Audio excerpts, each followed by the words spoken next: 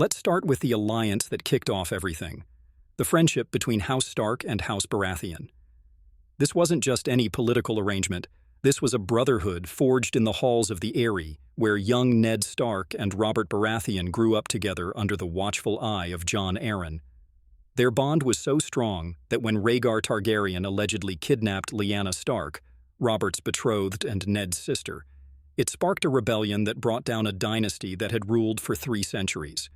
But was this alliance truly as beneficial for the Starks as it seemed? While Robert gained a crown, the Starks paid a heavy price. Lyanna died, and Ned was forced to leave his beloved North to serve as Hand of the King, a decision that ultimately cost him his head. Yet even after the deaths of both Ned and Robert, this alliance echoed through the generations. Jon Snow and Gendry Baratheon, both baseborn sons, formed a friendship that mirrored their fathers, proving crucial in the fight against the army of the dead. But the Starks didn't just rely on their friendship with the Baratheons. The Stark-Tully alliance, sealed through Catelyn's marriage to Ned, was supposed to be unbreakable. Originally, Brandon Stark was to marry Catelyn Tully, but his death led to Ned taking his place, a common practice in Westeros where political alliances often trumped personal desires. This marriage ensured the Riverland's support during Robert's rebellion and proved vital years later when Robb Stark called his banners. The Tullys were among the first to support the Young Wolf's campaign, with the Blackfish serving as one of his most trusted advisors. But even this strong bond had its limits. When Robb broke his marriage pact with the Freys, it didn't just strain the alliance, it shattered it completely, leading to one of the most shocking betrayals in television history: the Red Wedding. Speaking of the Red Wedding, let's talk about the masterminds behind it, the Lannisters. If the Starks played the Game of Thrones with honor, the Lannisters played it with cunning and gold.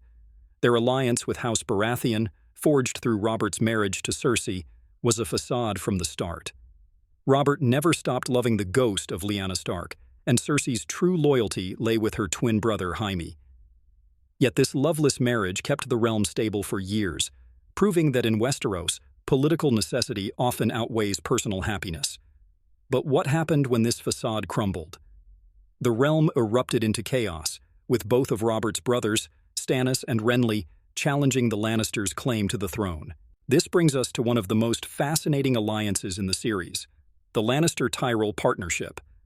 When Stannis Baratheon's forces were about to overwhelm King's Landing, it was the Tyrell army that saved the day, turning the tide of the Battle of Blackwater Bay. This alliance seemed perfect on paper, combining the 2 wealthiest houses in Westeros. The Tyrells gained influence through Margaery's marriages to first Joffrey, then Tommen Baratheon, while the Lannisters secured their hold on the throne. But there was one factor they didn't account for: Cersei Lannister's paranoia and thirst for absolute power.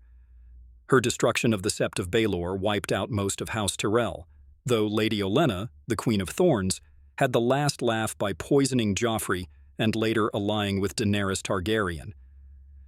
Now let's venture north of the Neck to examine one of the most treacherous betrayals in the series, the Bolton Uprising. The Boltons had been bannermen to the Starks for generations, their flayed man banners a fearsome sight alongside the dire wolf of House Stark. But Roose Bolton saw an opportunity in the War of the Five Kings, and he took it. His betrayal at the Red Wedding earned him the title of Warden of the North, but at what cost? The North remembers, as they say, and the Boltons' grip on power was always tenuous. Their alliance with the Lannisters was built on treachery, and it ultimately crumbled in the face of northern loyalty to House Stark. Let's not forget the Greyjoys, the proud Ironborn who played both sides of the conflict. When Balon Greyjoy saw Robb Stark fighting the Lannisters, he didn't honor their alliance. Instead, he opportunistically attacked the North, sending his son Theon to capture Winterfell. This decision split House Greyjoy apart, with Theon eventually supporting the Starks while his uncle Euron allied with the Lannisters.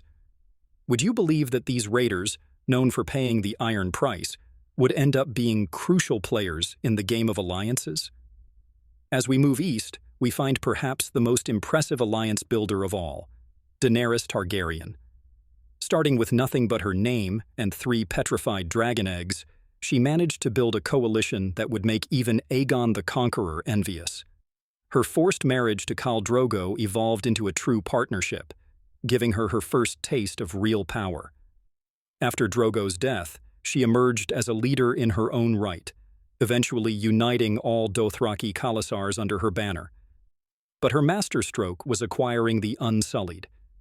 In perhaps her craftiest move, she gained an army of elite warriors through deceit, ordering her dragon to burn the slave masters after the exchange was complete. This established her as not just a conqueror, but a liberator, adding a moral dimension to her alliances that few other players in the game could claim. But what about the Martells? Their historical alliance with the Targaryens through marriage kept them out of Robert's rebellion until the end.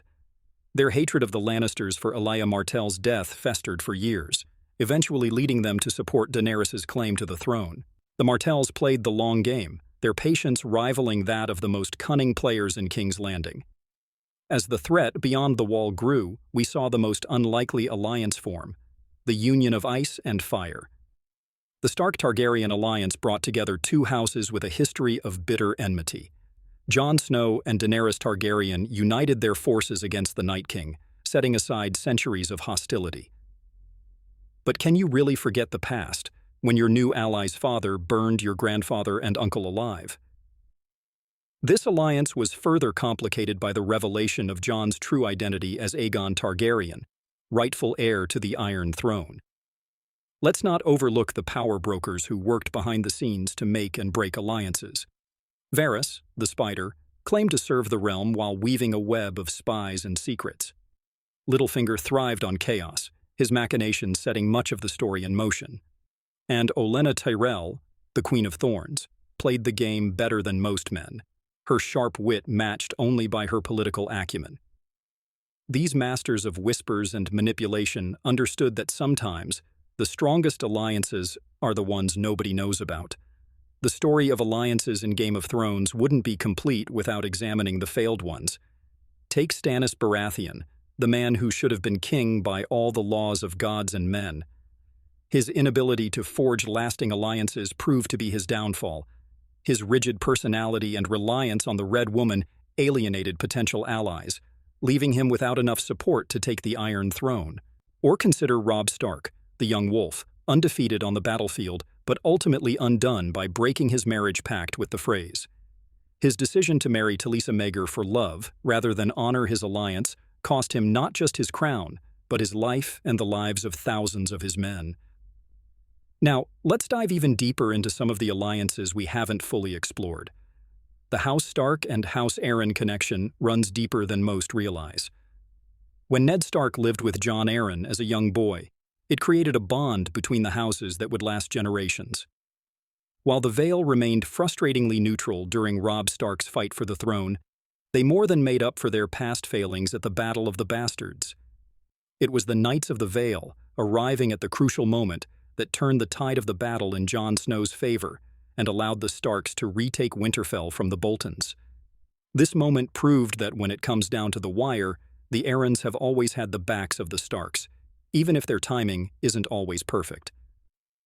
The Tarly betrayal of House Tyrell deserves closer examination.